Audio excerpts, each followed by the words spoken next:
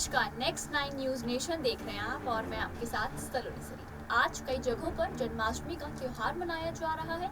मथुरा वृंदावन में ही नहीं, पूरे भारत में जन्माष्टमी बड़े धूमधाम से मनाई जाती है। जन्माष्टमी का पावन पर्व भाद्रपद मास के कृष्ण पक्ष की अष्टमी तिथि को मनाया जाता है। हम जन्माष्टमी तो हमेशा से मनाते हैं, लेकिन क्या आपने कभी ये सोचने और जानने की कोशिश की है कि आखिर राधा और श्री कृष्ण का मिलन कैसे हुआ था? लेकिन क्या आपने कभी ये जानने की कोशिश करी कि इन्होंने कभी शादी क्यों नहीं करी? काफी लोग इस बात को जानने के लिए दिलचस्पी रखते हैं। शादी ना करने के बावजूद दोनों की पूजा हमेशा साथ होती है। तो चलिए जानते हैं कि राधा और भगवान कृष्ण की जिंदगी के कुछ अनसुने किस्से।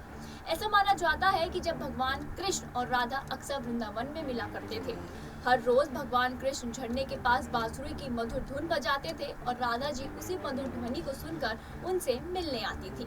मान्यताओं के अनुसार राधा कभी भी भगवान कृष्ण से अलग नहीं होती थी। भगवान कृष्ण और राधा के बीच प्रेम का रिश्ता शारीरिक नहीं, बल्कि ये भक्ति का एक शुद्ध रूप था।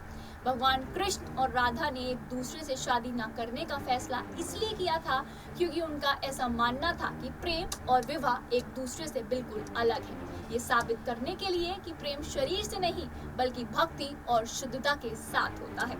दोनों ने एक दूसरे से शादी न करके प्रेम की परम भक्ति को पूरे विश्वास के सामने रखा।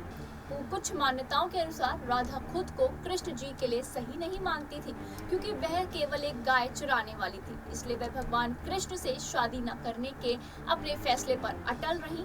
इसके अलावा एक मान्यता ये भी है कि भगवान कृष्ण और राधा एक दूसरे को एक ही आत्मा मानते थे, इसलिए उन्होंने बताया था कि वह अपनी ही आत्मा से कैसे शादी कर सकते हैं। तो आप सभी लोगों को नेक्स्ट 9 न्यूज नेशन की तरफ से जन्माष्टमी की हार्दिक शुभकामनाएं। धन्यवाद।